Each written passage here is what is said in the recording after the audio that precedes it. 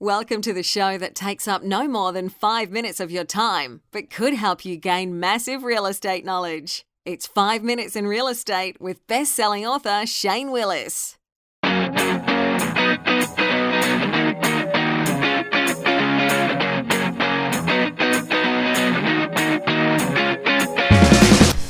Hello, it's Shane Willis, Pensacola real estate expert, bringing you today's episode. Looks like we're going to have to do this not walking today. Sitting here on the back porch, so if you hear a few barks, it's because I got the dogs out running around. Wanted to do my normal walk around the neighborhood when I record this, but Mother Nature said when it was time for me to come home from the gym that it's going to do a little raining, so we're actually just going to do this here from the nice back porch and sip on some coffee as we record today's episode. Today I actually put up, we put up a nice one, said 4 steps to follow when purchasing a property. When presenting an offer in today's market. So today's a little bit different market. We talked about that yesterday. Yeah, y'all hear that little sound? That's just me sipping on coffee, which is nice while I'm recording one of these. We talked about that yesterday, how price points are a little different per price point. So the market is different depending on what you do. Some of it is unknown. And I know that's difficult to hear, but some of it is really unknown.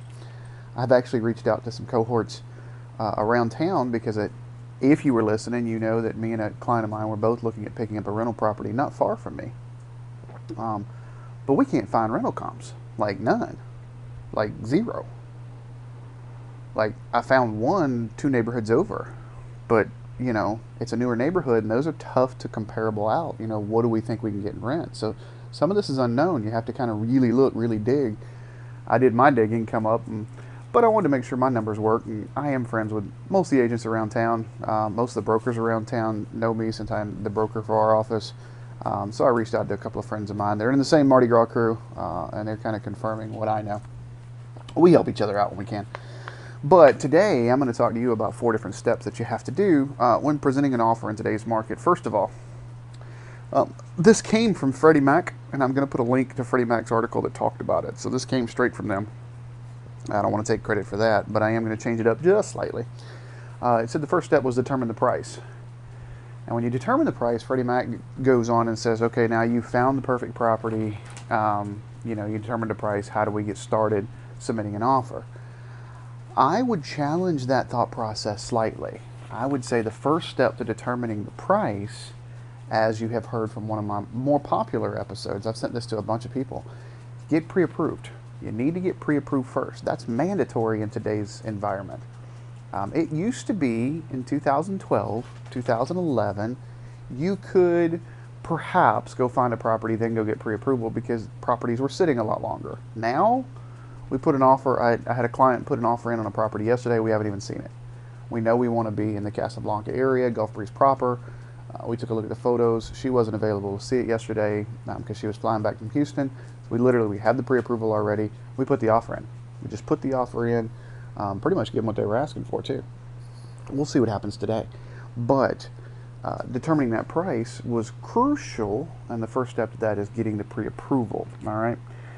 You also need to take a look because there are some people that are asking a little too high. They've taken the whole it's a seller's market too far. There are some that are a stretch. There's a difference between being a stretch. Gotta love it when you're in the middle of calling these things. The only downside about recording on an iPhone is when your phone rings and all of a sudden you just kind of break and you have to go back and listen to where you left off. So there's a difference between being a stretch in the market. There's a difference between taking the appreciation that we're seeing annually and putting that over the last comp sold. I get that. I do that for my sellers all the time. But then there's also, hey, this property's worth $225 and you're asking $275 for it. That doesn't make any sense. Okay? So you need to make sure you determine the price, make sure you're getting the value. The bank's going to still do the appraisals, but the appraisals have not been too much of a trouble lately. So again, depending on if you're too high or not. All right, so determine that price. Get your pre-approval, determine your price, negotiate that price. Submit an offer. Once you submit the offer, like we did yesterday with my client, I submitted the offer completely. Offer is going to include purchase price and conditions. It's not all about price. Everybody wants to just talk about price, but it's not just about price. There are terms that will come back around as we negotiate later. If I'm representing you as a buyer or a seller, then I want to try and negotiate favorably to your side. Now, there are terms all throughout the contract. You may get full price, but if you've got, $5,000 worth of repair limits on there, if you've got all the expenses of closing costs on there, you have to kind of look at your bottom line as a seller. As a buyer, you need to do the same. If the seller's asking $270 for the property, and you offer them $270, but you ask $15,000, $20,000, $30,000 worth of concessions, then you're not really offering them $270. You're offering them $250, $240, because they're going to look at that bottom line. So you need to submit that offer. Then you're going to have to negotiate the offer. Now, depending on how long the property's been on the market and where it's at and what price point it's at, there may not be much of a negotiation, depending on what you're looking for. If you remember my client yesterday, I told you we pretty much give them what they were asking for. We give them full list price. I think we asked for 1% concessions just to help off with with some of the closing costs, but not what we normally ask when we buy properties, because this particular client's bought multiple properties with me. So we asked all of that, but we give them what they're asking for. So they get to sell it for 99% of value. Now, there were 2 other offers that came in, so we'll see if that's good enough. It may not be good enough, because Casablanca area is very, very popular right now. That Gulf Breeze proper area is very, very popular right now. So, but you need to find out what type of negotiations. Again, not just price, terms. Make sure you're negotiating all the way down on all the terms as well, to and include who's paying for the home warranty. Are there HOA fees that need to be paid? Are there special assessments that need to be paid? All of that needs to be taken into consideration. Is there a survey? Is there a current survey? If there's not a current survey, who's going to pay for the survey? Who's going to pay for the title work? Who's choosing the title agent? Why are you choosing the title agent? There's a lot of different terms that need to be negotiated with this. All right. But the fourth one, so that was a negotiating the offer out of the 4 steps. The fourth one is act quick. Act quickly. That's what we did yesterday when the client wrote the offer on this particular property, because the property's been on the market about 3 days. It came on the market Friday, so I guess now would be 4 days because it's Tuesday, but on Monday there were 3 offers. We were one of them, but you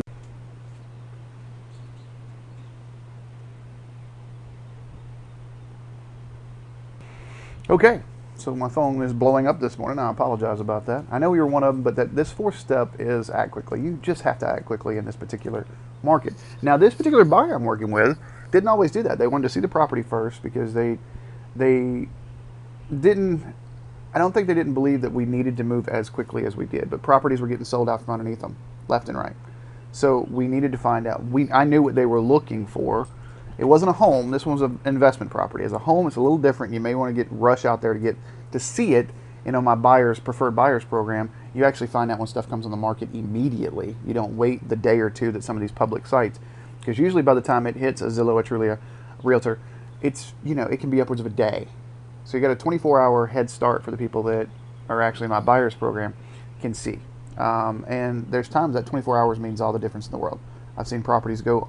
The properties that are properly marketed and pre-market, like I've got 5 properties right now that we're setting up to pre-market.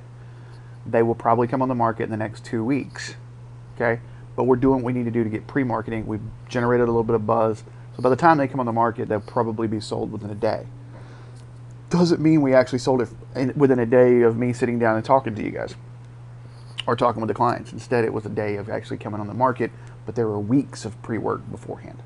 So those happen. You have to act quickly in today's market. If you're even 60 to 65% sure, my suggestion is let's come up with a price. Let's figure out what we want to do. Let's put the offer in, make it contingent on a bunch of different things, and then we can always back out if something's totally wrong.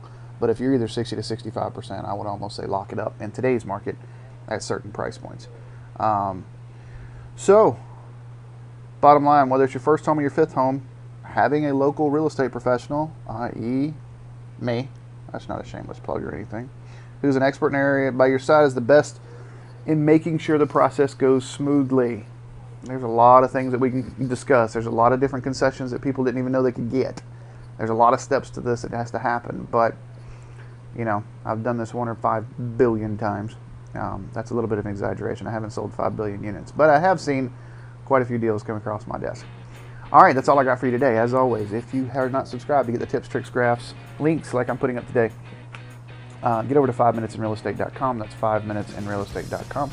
Also, if you're not subscribed to the podcast on either iTunes, Google Play, Android phone, SoundCloud, YouTube, Spotify, wherever you're listening at this at. All right, if you're listening to this through an email, just go to your favorite player. We're probably there. Hit Minutes Real Estate, and we'll be there. Make sure you get subscribed to it so you know that when we update the new podcast episodes. And also, give us a thumbs up, give us a like, give us a good comment, what have you.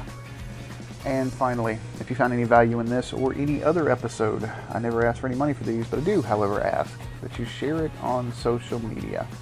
Thanks for listening. Have a great Tuesday.